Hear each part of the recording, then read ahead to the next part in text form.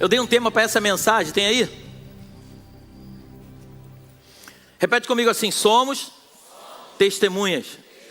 Abre a sua Bíblia em capítulo 4 do livro de Atos, versículo do 14 até o 22, por favor. Atos 4, 14 a 22. Está escrito assim: e vendo estar com eles o homem que fora curado, nada tinham que dizer em contrário. Todavia, mandando-os sair fora do conselho, conferenciaram entre si, dizendo: que havemos de fazer a estes homens? Porque a todos os que habitam em Jerusalém é manifesto que por eles foi feito um sinal notório, e não o podemos negar. Mas para que não se divulgue mais entre o povo, ameacemo-los para que não falem mais nesse nome a homem algum. E chamando-os, disseram-lhes que absolutamente não falassem, nem ensinassem no nome de Jesus. Respondendo, porém, Pedro e João lhes disseram: julgai vós se é justo, diante de Deus, ouvir-vos antes a vós do que a Deus. Porque não podemos deixar de falar do que temos visto e ouvido. Mas eles ainda os ameaçaram mais, e não achando motivo para os castigar, deixaram-nos ir por causa do povo, porque todos glorificavam a Deus pelo que acontecera. Pois tinha mais de 40 anos o homem que se operara aquele milagre de saúde. Feche seus olhos, por favor, e coloque a mão sobre o seu coração. Pai, graças te damos por este dia. Exaltado seja o teu nome acima de todas as coisas. A minha oração é que tu venhas de encontro a cada um de nós de uma forma tão impactante, que saiamos daqui completamente transformados, completamente mexidos, e entendendo de fato que todos nós, a começar deste altar, somos testemunhas, porque nós temos visto e ouvido aquilo que tu tens feito. Não temos motivo para duvidar, mas nós não queremos somente acreditar, mas queremos vivenciar isso que este homem, no capítulo 3 do livro de Atos, viveu. Queremos experimentar, Deus, milagres, sinais, prodígios e maravilhas. Fala conosco nesta noite, é o que eu te peço e te agradeço, no nome de Jesus, amém e amém. Dê o melhor aplauso que você pode dar ao Senhor. Quem conhece essa história, levanta a mão. Escola Bíblica domingo, hein? Escola Bíblica domingo às 5 horas, hein? Quando você vai para o capítulo 3, eu quero acelerar um pouquinho que nosso tempo é curto. Quando você vai para o capítulo 3 de Atos, fala que Pedro e João, eles subiram a Porta Formosa. Eles estavam subindo e de repente um coxo pediu dinheiro para eles. Eles não tinham prata, eles não tinham ouro, eles não tinham nada. Mas eles, o que tinham, deram. E eles disseram: levanta e anda. Então aquele homem estava todos os dias ali na porta pedindo esmola. Todos os dias aquele homem estava sendo colocado na porta para poder receber aquilo que ele foi pedir. E quando a gente faz um paralelo com a nossa vida, assim somos nós. Muitas vezes a gente se coloca diante de uma situação para pedir aquilo que nós acreditamos que precisamos, quando na verdade o Senhor tem coisas muito maiores para nos entregar. Só que nós só vamos receber aquilo que nós pedimos, porque nós não conseguimos entender aquilo que Deus tem para nós. Então aquele homem, o texto é claro, você leu comigo no versículo 22, que ele tinha, coloca o 22 de novo, 4:22. Aquele homem tinha 40 anos, pois tinha mais de 40 anos o homem que se operar aquele milagre de saúde. Então aquele homem tinha mais de 40 anos, ele era coxo, ele era colocado ali na Porta Formosa, e todos os dias ele ia para ali para pedir dinheiro. Até que um dia, subiram 2 homens que não tinham dinheiro, mas tinham algo muito mais poderoso do que o dinheiro. E às vezes você pode ter entrado aqui, e você pode estar vivendo talvez não assim como aquele coxo, diante de uma porta pedindo esmola, mas talvez você possa estar pedindo para o Senhor para poder te tirar da situação em que você se encontra por causa de um endividamento, de alguma situação financeira. E eu vim aqui essa noite, da parte de Deus, para trazer uma palavra para o teu coração e te dizer que o que você precisa não é dinheiro. O que você precisa é de Jesus. Porque de nada adianta você ter dinheiro, sair dessa situação e amanhã se meter nela de novo. Porque o problema da tua vida não é o dinheiro, ou melhor, a solução da tua vida não é o dinheiro. A solução da tua vida chama-se Jesus. Todos os dias aquele homem chegava ali e ele esperava receber uma esmola. Até que um dia, 2 homens cheios do Espírito, carregando algo no seu interior. Aqueles homens simplesmente, como disse o pastor Luiz Hermino na quinta-feira, o evangelho você não ensina, você transmite. Aqueles homens transmitiram para o coxo aquilo que eles carregavam. Em outras palavras, eles disseram: olha, nós não temos dinheiro, mas existe algo dentro de nós que nós queremos compartilhar contigo. Recebe isso aí, bum. Lembra o receba? Receba. Lembra? Luva de pedreiro? Receba. Eu fico imaginando aquele homem: receba, buf. Então aquele homem que era coxo, ele passa a não ser mais. E agora todo mundo fica impactado com aquela situação. Só que é sempre assim, quando uma coisa ruim acontece, ou melhor, uma coisa do lado maligno acontece, não tem tanta expressão. As pessoas não se preocupam muito, mas quando algo da parte de Deus acontece, o inferno se levanta e tenta destruir aquilo que aconteceu. É assim ou não é? É assim. Hoje lá na Paulista, 1 milhão de pessoas, por causa de uma anistia, de pessoas que foram presas injustamente. Algumas fizeram coisas erradas? Fizeram. Precisam pagar por aquilo que fizeram? Precisam. Mas não é justo uma mulher que é uma cabeleireira, que pegou um batom, escreveu "perdeu o mané", ficar 14 anos de prisão, pagar 30 milhões de reais de indenização. Enquanto a gente vê traficante de droga sendo liberado com meia tonelada de cocaína sendo liberada. Esse é o país que a gente vive. E por isso não coloque esperança em 2026. A tua esperança não é o presidente que vai assumir 2026. A tua esperança é o Senhor Jesus Cristo. Quem vai mudar o Brasil não é o presidente. Quem vai mudar o Brasil é a igreja. O que o Senhor espera é que a igreja, e essa igreja não é esse templo, sou eu e você. O que o Senhor espera é que a igreja se posicione como igreja, atacando o inferno, entrando com autoridade, dizendo: olha, eu não tenho dinheiro, eu não tenho prata, eu não tenho ouro, mas o que eu tenho eu vou te dar. Recebe em nome de Jesus.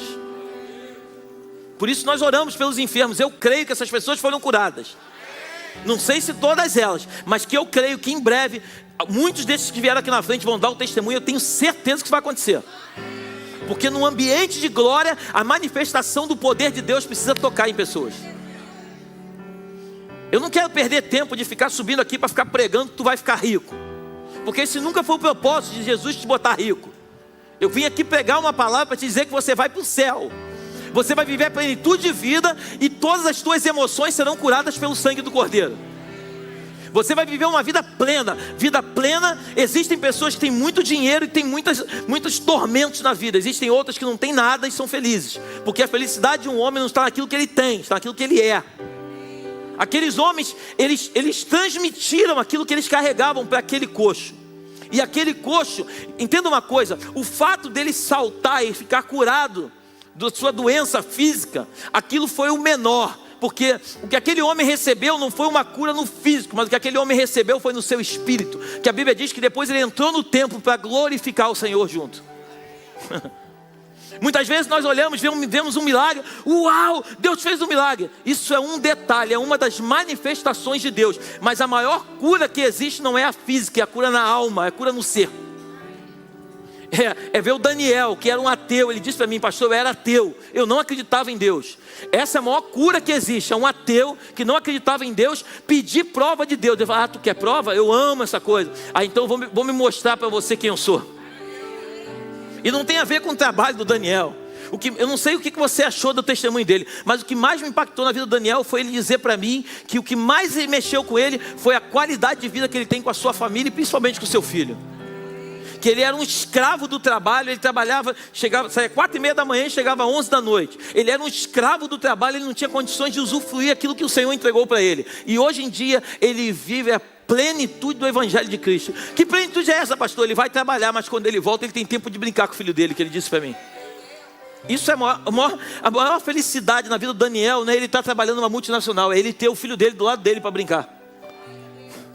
Porque o que mais existe são filhos que vivem debaixo do mesmo teto com os pais, mas são órfãos. São órfãos de pai vivo.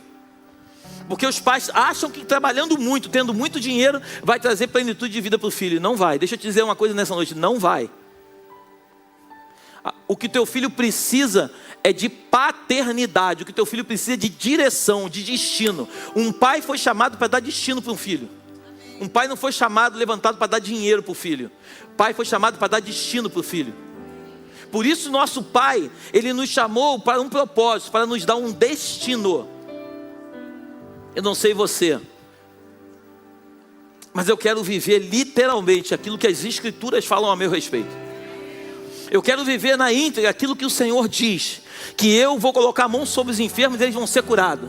Eu vou profetizar e aonde tinha morte, ei, ossos secos, ossos sequíssimos, eu determino agora a vida de Deus sobre você e os ossos começar a ter vida.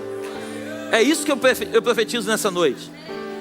Então aqueles homens, eles entraram em um ambiente em que aparentemente não tinha jeito, mas eles disseram, olha, nós não temos nada, ou melhor, nós temos tudo. E o tudo que nós temos, nós vamos compartilhar contigo. Recebe aí, receba. E aquele homem foi curado. Só que depois da cura, a cura foi um detalhe. O pior não foi curar aquele homem. O pior foi fazer com que os incrédulos acreditassem na cura daquele homem. Porque a pior coisa que existe não é você curar alguém, é você conseguir, está me fugindo a palavra, convencer alguém daquilo que Jesus pode fazer. Então aqueles homens lá no Sinédrio, eles começaram a duvidar e falaram, olha, traz aqueles homens aqui. Eles trouxeram Pedro, João e os outros discípulos. Aí falaram assim, ó, coloca eles presos. Colocaram eles na cadeia. Depois de um tempo soltaram eles, levaram eles até o Sinédrio e falaram assim, ó, a gente quer fazer um interrogatório aqui com vocês. Nós vamos soltar vocês, mas a partir de hoje, vocês não vão falar mais nesse nome de Jesus. Mas isso me encanta, porque Pedro e João falam assim, cara, deixa eu falar uma coisa para vocês. A gente não tem como não falar. Porque nós vimos e ouvimos aquilo que Ele pode fazer. Nós não estamos falando de um Deus que contaram para a gente. Nós temos experiência com Ele. Nós não estamos falando de algo aqui que um dia a gente acreditou que era verdade ou talvez não. Nós vimos com os nossos olhos naturais o coxo sendo curado. Nós vimos o nosso Jesus dizendo para nós que Ele ressuscitaria no terceiro dia. Isso aconteceu e Ele está vivo. E esse poder que foi liberado sobre a nossa vida não é nosso. Esse poder, nós estávamos lá no cenáculo orando. O Jesus que eu estou te falando, Ele disse para nós que nós deveríamos não sair de Jerusalém, ficarmos orando que do alto nós seríamos revestidos de poder. Estávamos todos juntos. Atos capítulo 2, veio um vento impetuoso, invadiu aquele lugar. Eu fico imaginando os caras, mas que vento é esse? Não sei te explicar. Eu só sei te dizer que a gente estava lá orando e cada um começou a falar em outras línguas. O Espírito Santo nos tomou de uma forma tão poderosa. Pedro está aqui, ele pode te dizer, ele foi pregar para uma multidão, 3.000 pessoas se converteram e se batizaram. Porque uma coisa é você falar de um Jesus que disseram para você quem Ele é. A outra coisa é você falar de um Jesus que é real, que pode transformar a vida de um homem. Você está comigo aqui essa noite? Eu vim essa noite falar de um Jesus que você já conhece, mas eu vim intensificar a tua fé. Eu vim aqui sacudir você por dentro e dizer que você não deve duvidar. Se Deus disse para você que Ele vai fazer, não deixe o diabo entrar nessa história e colocar dúvida sobre o teu coração. Se Ele disse que Ele começou e Ele vai terminar, se você tem uma palavra, se agarra essa palavra e fica firme que Ele vai fazer. Talvez Ele não faça do jeito que você quer, mas que Ele vai fazer, Ele vai. Gente, Deus coloca Adão no Éden. Adão está no Éden lá, Deus coloca todas as frutas lá, coloca tudo para ele. Ele não precisava plantar, tudo dava. Deus falou assim, Adão, tu vai comer de tudo, só não toca nessa árvore aqui, que é a árvore do conhecimento do bem e do mal. Adão toca na árvore, Adão peca junto com Eva, você conhece a história? Eu pergunto para você, quando Adão pecou, Deus pegou a árvore e arrancou do jardim, sim ou não? Não. O que Deus fez? Deus tirou Adão do Éden. Porque o problema na nossa vida não é a árvore, somos nós. Muitas vezes nós queremos colocar a culpa daquilo que nós vivemos em situações que estão do nosso lado, quando na verdade o direito de ir e vir, ou melhor, a vontade de ir e vir está contigo e está comigo. Daqui a alguns minutos a gente vai sair daqui. Ou a gente decide ter uma vida reta em Deus, uma vida de santificação em Deus, ou a gente vai voltar a viver a vida que nós vivíamos no passado. O meu pastor estava pregando na quinta-feira para a gente lá em cima e falou assim: Léo, existe uma diferença muito grande entre ir para a igreja e ir para o culto.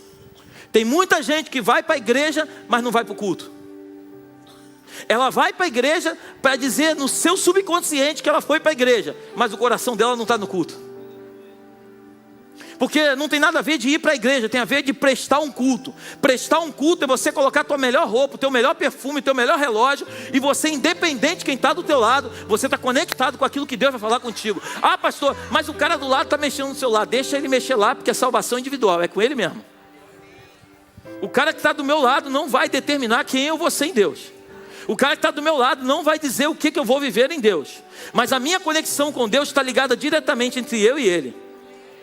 Então aqueles discípulos estavam dizendo para aquele pessoal lá no Sinédrio: olha, eu não sei o que vocês pensam sobre isso, mas nós não podemos deixar de falar de Jesus, porque nós vimos e ouvimos.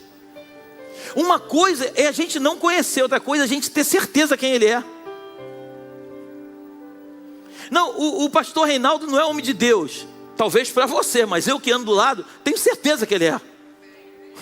Você pode achar o que você quiser dele, porque você não conhece ele, mas quem anda do lado, quem anda junto sabe que ele é um homem de Deus. Então eu não posso dizer que ele não é, só porque você quer que eu fale. Não tem como. Você está comigo aqui? Uma coisa é alguém querer que você fale alguma coisa, outra coisa é você falar alguma coisa de alguém que você conhece. E Jesus, ele é real. Jesus, ele é real. O que Jesus fez e o que Jesus continua fazendo é real. Ele é muito real. Hoje de manhã eu preguei lá na ilha e no final eu falei algo que eu ouvi e eu compartilhei com os irmãos, que eu falei o seguinte: em tempo de abundância, qualquer um governa, mas em tempo de escassez, só quem tem revelação vai saber governar. Em tempo de escassez, era José que, quando as pessoas vêm falar com o faraó, ele fala assim: não, fala com José. Porque num tempo de abundância, faraó governa, mas tempo de escassez, quem dá as ordens é o Zé. Porque o Zé é assim com o pai. O Zé conhece o coração do pai, o Zé sabe quem o pai é. Eu não posso fazer diferente, porque eu vi e eu vi quem ele é. O Zé estava dentro da prisão, e ele dentro da prisão, ele não se comportava como preso, ele se comportava como um homem livre. O Zé dentro da prisão, ele tinha a chave da prisão, ele podia pegar um dia, todo mundo dormindo, e sair da prisão e fugir. Mas ele não fugia, porque ele sabia que ele não era um prisioneiro, ele era um homem liberto. O Zé estava dentro da prisão, a Bíblia diz que a prisão ela era um luxo só, porque o Zé estava lá dentro. O Zé entendeu que o que aprisionava ele não era um espaço físico, não eram as grades, mas era a sua mente, e a mente dele estava completamente cativa no altar de Cristo. Ele sabia que ele estava temporariamente dentro de um lugar, mas aquele lugar não estava dentro dele. Você está comigo aqui ou não? O Zé sabia que ele estava ali por um processo, e ele sabia, quando ele sai dali, ele se encontra com seus irmãos, os irmãos: nós queremos te pedir perdão. Não me peça perdão, porque tudo que aconteceu era propósito de Deus para que chegasse esse dia. José sabia que tudo que aconteceu na vida dele, todos os processos que ele passou, você não vê em momento nenhum José murmurando, porque José sabia que todos aqueles processos faziam parte de um crescimento para levar José até o lugar onde ele chegou. Por isso você está vivendo talvez algo ruim, não murmure, não empreste a tua boca para Satanás. Aprenda a glorificar a Deus, porque os momentos difíceis da tua vida é uma capacitação de Deus para você, para te levar para o lugar onde Ele tem para você.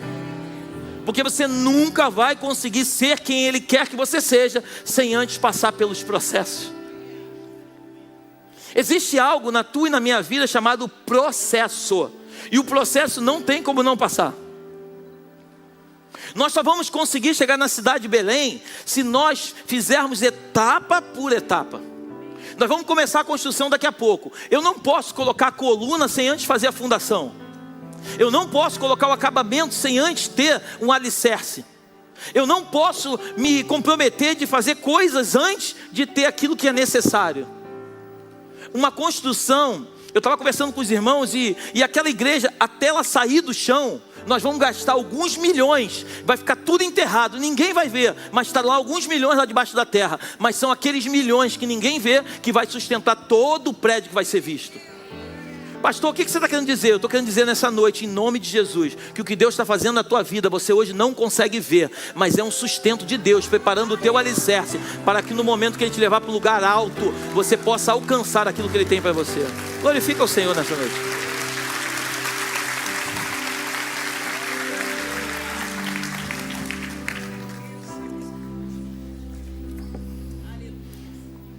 Deus está aqui, nós precisamos ter essa consciência. Pastor, mas você sente? Eu não estou sentindo nada, mas eu tenho certeza no meu coração. Deus não nos chamou para sentir, Deus nos chamou para ter certeza. A fé não é sentida, a fé é certeza, é convicção.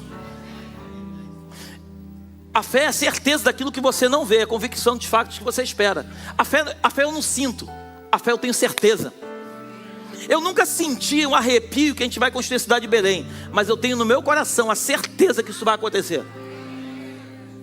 Eu não sinto que hoje tem alguém aqui, eu não estou sentindo arrepio que tem alguém aqui que Deus trouxe para falar com ele, não, mas eu tenho certeza que Deus trouxe alguém essa noite para receber uma palavra transformadora na sua vida. Isso é fé. Nós não fomos chamados para duvidar, nós fomos chamados para crer. Aqueles homens, quando foram colocados diante de eu fico tentando que você imaginasse, pegando 2 homens, levando diante do STF hoje, aqueles abençoados lá. Pega 2 homens, coloca diante dele assim: ó, estamos sabendo aí, pô, se uma mulher pegou um batom, escreveu, perdeu, uma mulher pegou 14 anos, imagina os caras que falam de Jesus que curaram um coxo. Ia pegar 150 anos de cadeia. Aí chegava assim, eu fico imaginando aqueles caras lá de capa preta falando assim: ó, a gente está ouvindo falar aí que vocês estão falando de Jesus e não pode.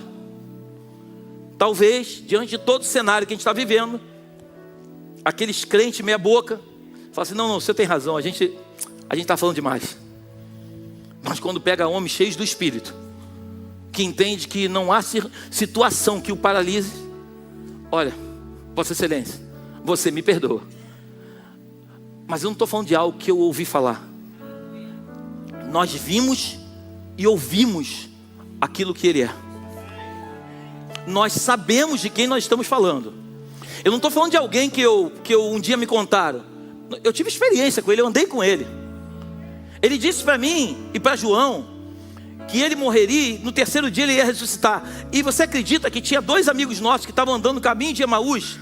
E ele se apresentou para os caras e começou a conversar com os caras. Os caras não sabiam que era ele, ele também não disse que era ele.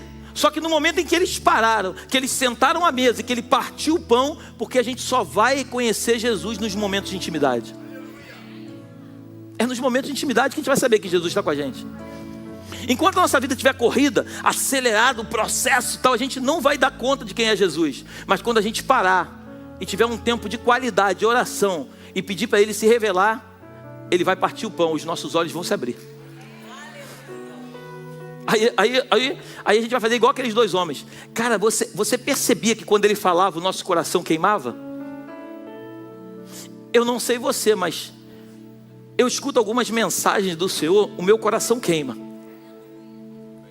Eu escuto palavras do Senhor, as lágrimas escorrem pelo rosto. Eu vejo alguns testemunhos. Eu quando abracei o Daniel na segunda-feira aqui, eu chorei com ele. Porque eu vi sinceridade no coração dele e ele chorou comigo. A gente ficou os 2 abraçados aqui, 2 homens, chorando aqui igual um bobo. Porque eu vi verdade na vida do Daniel. Eu vi que Jesus fez na vida do Daniel, aos olhos de alguns, algo muito simples, mas aos olhos daqueles que conhecem Jesus, algo muito profundo. Porque não tem a ver com o trabalho do Daniel, não tem a ver com quanto o Daniel ganha. Tem a ver com uma transformação de vida. Daniel estava indo para um lugar, Jesus tocou nele, ele deu a volta e está indo para o outro. Daniel estava indo para o inferno, desculpa a expressão que eu vou usar. Daniel estava indo para o inferno e Jesus se apresentou para ele e disse para ele quem ele era. E agora Daniel teve um encontro com Jesus e Daniel está vivendo o melhor capítulo da sua história com a sua família. Eu não tenho como não falar desse Jesus, eu não tenho como não acreditar nesse Jesus. Esse mesmo Jesus que Atos capítulo 4 começa a nos revelar quem Ele é. Esse mesmo Jesus, eu não sei se você crê nisso, mas esse mesmo Jesus eu tenho convicção pela fé que Ele está aqui essa noite. E Ele está simplesmente aguardando. E a Bíblia diz que a gente toca nele não são com as nossas mãos, nós tocamos nele com a nossa fé. Não são as lágrimas que vão fazer Ele se emocionar com os nossos sentimentos. Mas a Bíblia diz que nós só podemos tocar em Jesus se nós acreditarmos naquilo que Ele pode fazer na nossa vida. Então eu não sei como você entrou aqui, mas eu quero liberar uma palavra sobre a tua vida. Creia firmemente no teu coração que o capítulo que você está vivendo não é o final da tua história. O lugar em que você se encontra hoje é um processo de Deus para que Ele possa fazer na sua vida aquilo que tem que ser feito. Você está comigo aí? Abre para mim Salmos capítulo 25, versículo 12 até o 14. Você está aí ainda?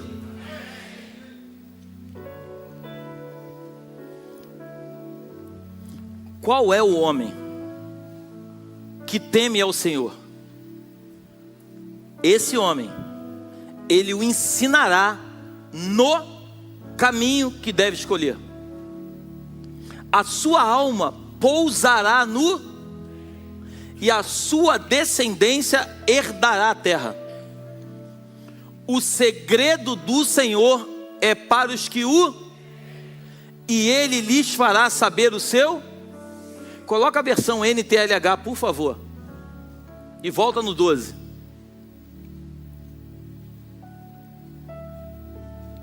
O Senhor Deus, aí, aqueles que temem o Senhor aprenderão com Ele o caminho que devem seguir. Só vai aprender o caminho quem teme a Deus. Quem não teme não aprende. Pastor, mas eu sou muito estudioso. Você vai até saber falar de Jesus, mas você não vai aprender nada dele, porque você só vai entender se você temer a Ele. Eles sempre terão sucesso. Ele não diz de vez em quando terão. Os que temem ao Senhor sempre terão sucesso. E a terra prometida será dos seus. O Senhor Deus é amigo, Ele não é colega, Ele é amigo daqueles que o temem e lhes ensina as condições da aliança que fez com. Existe uma aliança que Deus faz somente com aqueles que o temem. E temer a Deus não é ter medo de Deus. Temer a Deus é ter um respeito incondicional. Sabe a mesma aliança quando você casa, você quando coloca uma aliança no dedo, você está dizendo para o teu cônjuge, dizendo o seguinte: olha, eu tenho uma aliança no dedo e eu te prometo que eu não vou te trair. Eu prometo mostrar para as pessoas que eu sou comprometido e que ninguém vai poder chegar perto de mim, porque eu já tenho uma dona, e essa dona é você. Essa mesma aliança que a gente tem no dedo, o Senhor está falando comigo, contigo essa noite, que existe uma aliança no espírito, no coração. É uma aliança que nós tememos a Ele, respeitamos tanto Ele, que nós não nos envolvemos com outros deuses. Você pode não ter amanhã, mas quando você tem Jesus na tua vida, eu garanto para você que Ele é o mesmo hoje, Ele é o mesmo amanhã e Ele vai ser o mesmo eternamente. Porque o mesmo Senhor que te dá paz, vai te levar em perfeita paz até o final da tua história. Então Salmo 25 está dizendo para mim e para você que se nós temermos a Deus, nós vamos entrar em lugares no reino de Deus tão grandes, tão incríveis, que nós vamos ficar assim anestesiados com aquilo que nós vamos viver. Nem olhos viram, nem ouvidos ouviram, nem jamais penetrou no coração e na mente do homem aquilo que o Senhor tem preparado. O que Deus tem para mim e para você, a gente não consegue mensurar. Por isso, quando aqueles homens foram interrogados, vocês não podem falar de Jesus, olha, me perdoe, pede qualquer coisa, menos isso. Mas por quê? Porque nós vimos e ouvimos quem Ele é. Nós sabemos quem Ele é, nós não podemos ir contra uma verdade. A verdade, repara uma coisa, quando uma pessoa fala uma mentira, ela fala uma mentira hoje, ela tem que sustentar a mentira, ela tem que contar uma outra mentira para sustentar aquela mentira. E depois, quando perguntam para ela depois de um tempo, ela já não lembra nem qual foi a mentira que ela contou para sustentar a mentira, verdade ou não? Mas quando você fala uma verdade, passa 30 anos, você fala de novo mesma história exatamente da mesma forma. Por quê? Porque é uma verdade. Então uma verdade, quando ela é contada, ela pode ser contada 100 vezes, vai ser contada sempre da mesma forma. E já a mentira, você vai ter que ficar sustentando uma mentira. O que você quer dizer com isso, pastor? Jesus, Ele é a verdade, Ele é o caminho e Ele é a vida. Quando você apresenta Ele para uma pessoa hoje, você apresenta amanhã da mesma forma, e depois da mesma forma, e depois da mesma forma, e depois da mesma forma, porque Ele não muda, Ele não tem variação. Ele é o mesmo que começou uma boa obra, Ele é o mesmo que vai terminar essa obra, e Ele é o mesmo que vai aperfeiçoar essa obra. Glorifica o Senhor.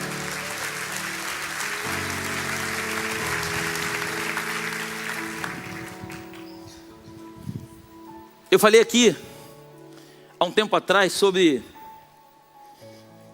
fogo estranho. Eu não sei se alguns já pesquisaram sobre isso. Eu falei uma vez aqui. Quando uma floresta está pegando fogo, principalmente nos Estados Unidos, quando as florestas lá começam a pegar fogo, o corpo de bombeiro lá, eles fazem uma coisa chamada fogo organizado. Quem já ouviu falar isso aí? O que é o fogo organizado? O incêndio, ele começa uma floresta e vai tomando uma proporção muito grande. Então eles vão antes, eles começam a pegar um pedaço da floresta, começam a derrubar, e eles depois colocam um fogo organizado, um fogo, desculpa a expressão que eu vou usar, mas meio que em linha, tudo arrumado, um fogo todo organizado, para que no momento em que esse fogo ele possa chegar, ele possa ser paralisado nesse fogo organizado. Pastor, o que você está querendo dizer com isso? A gente tem visto muito fogo estranho, é muita revelação nesses dias. É muita gente falando de Jesus sem nunca ter experimentado Ele. É muita gente falando dele, mas a tua Bíblia é igual a minha. Ela está escrito assim: Senhor, mas eu curei no teu nome. Senhor, mas eu expulsei demônio. Senhor, mas eu fiz isso e eu fiz aquilo. A Bíblia não diz eu não te conheço. Lê com calma. Eu nunca te conheci. Isso é fogo estranho. Sabe por que existe muito fogo estranho? Porque os fogos de verdade não têm se levantado para interromper o fogo estranho. O fogo estranho tem muito aplauso, porque tem gente que não conhece fogo, então qualquer tipo de fogo que apresentam é de verdade.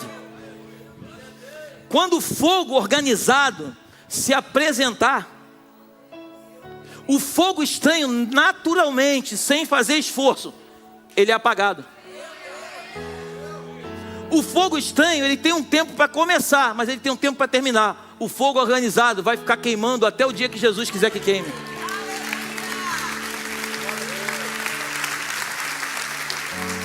Que aqueles homens estavam dizendo o seguinte: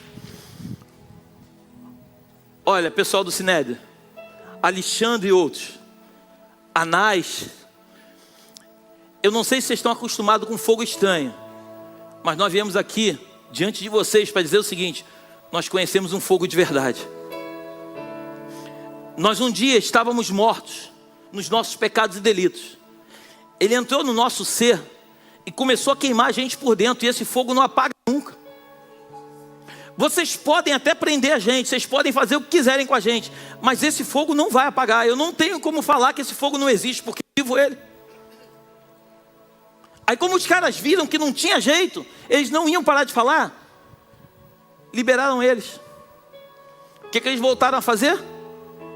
Falar do fogo organizado. Porque quem experimenta um fogo organizado não sabe fazer outra coisa na vida a não ser um fogo organizado. O desejo do meu coração essa noite é que eu e você possamos ter um fogo organizado dentro do nosso ser. Que eu e você possamos queimar. Eu não sei você, mas um dia eu conheci Jesus, e Ele começou a incendiar dentro de mim. E qualquer ambiente que eu vou e que eu tenho oportunidade, eu falo desse fogo, porque esse fogo começou a queimar e ele não apaga. Esse fogo ele continua aqui dentro como uma labareda. E quando eu vou em algum lugar, como essa manhã eu tenho oportunidade de falar, eu falo dos milagres que Ele fez na minha vida, que Ele vai fazer e que vai continuar fazendo. Eu falo das experiências que eu tive com Ele, das experiências que eu vou ter e das experiências que eu ainda vou viver no futuro. Porque eu creio que o mesmo Deus que começou essa boa obra é o mesmo Deus que vai terminar. O desejo do meu coração é que eu e você possamos ser consumidos por esse fogo. Que esse fogo nunca se apague da tua e da minha vida. E que nós possamos olhar para Cristo, não pelo lugar aonde nós nos encontramos hoje, mas com a certeza de que aquele que começou a obra na nossa vida, Ele vai terminar. E ninguém nessa terra vai poder parar aquilo que um dia Ele começou em nós. Que o Senhor te abençoe nessa noite e que Ele faça coisas grandiosas sobre a tua vida e sobre a tua família. Glórias a Jesus. Quero fazer algo diferente essa noite. Eu, em vez de fazer um apelo para quem quer entregar a vida para Jesus, eu sinto no meu espírito que o Senhor quer convidar essa noite pessoas que entraram aqui e que estavam prestes a desistir daquilo que estavam propensos a fazer. Pessoas que entraram aqui e que o fardo tem sido tão pesado que elas estavam até dispostas a desistir de tudo. Eu sinto no meu coração que o Senhor te trouxe aqui para falar contigo. Jesus estava no meio de dois malfeitores. Um deles dizia: se tu és realmente o Filho de Deus, desce daí e nos tira daqui.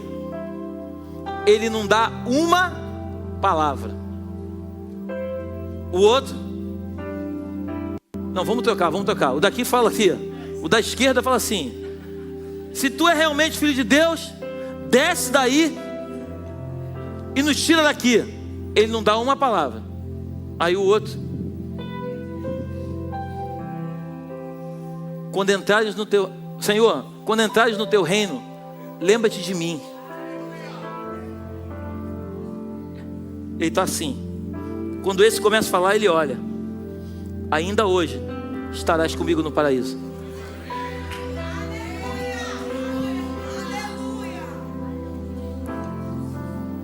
Porque enquanto você quiser descer da cruz, Jesus não vai ouvir. Jesus normalmente não dá atenção em quem quer descer da cruz. Jesus dá atenção em quem quer entrar no reino. Jesus gosta de se relacionar, está disposto a entrar no reino, porque a cruz é um processo para entrar no reino. É necessário passar pela cruz para entrar no reino. Ninguém entra no reino sem antes passar pela cruz. O próprio Jesus, para voltar lá para o lugar onde ele estava, ele teve que passar pela cruz. Então, se você entrou aqui essa noite pensando em desistir porque a tua cruz está pesada, glórias a Jesus. Eu quero te pedir em nome de Jesus, assim como essas pessoas, saia do teu lugar e vem aqui na frente que eu quero orar por você. Pastor, o que vão pensar de mim? Isso é coisa de menino. Menino está preocupado com o que vão pensar de você. Adulto, maduro, não se preocupa com o que vão pensar. Estão preocupados com o que Cristo vai esperar de mim. Saia do teu lugar em nome de Jesus. Você que está em cima, saia do teu lugar em nome de Jesus. Vem aqui na frente. Vem entregar nos pés do Senhor essa noite aquilo que tanto tem afligido a tua alma. Essa dor que você está sentindo na tua alma, essa tristeza no teu coração, só existe um nome para essa solução, chama-se Jesus Cristo Nazareno. Saia do teu lugar em nome de Jesus. Não há outro como tu.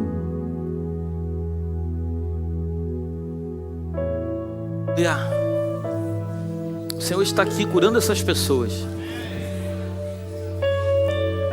De verdade, eu sinto no meu espírito que existe um toque especial essa noite, sabia? Existe um favor de Deus essa noite. Eu não sei te explicar, mas existe um favor de Deus sobre esse lugar.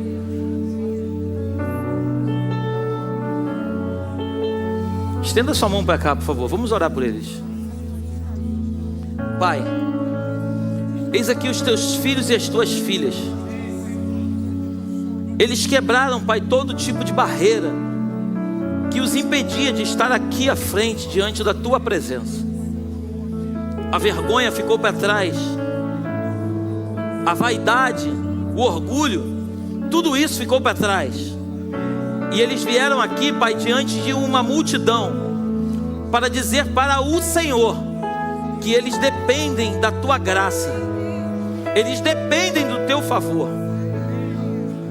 Toca na vida deles de uma forma diferente hoje. Assim como João capítulo 9, Aquele cego foi curado por ti. Perguntavam para ele: mas quem te curou? Olha, eu não sei quem me curou, mas uma coisa eu sei: eu era cego e agora eu vejo. Eles sabem de fato quem está os curando nesta noite. E eu creio que em poucos dias eles vão dar um testemunho. Olha, eu não sei o que aconteceu, mas eu era isso e agora eu não sou mais. Vem com teu favor sobre a vida dessas pessoas, Deus, e que eles sejam tocados no interior, no fundo do seu coração, e que a manifestação da tua glória os alcance de uma forma poderosa. Nós como igreja abençoamos, Pai, e profetizamos um tempo de renovo sobre eles.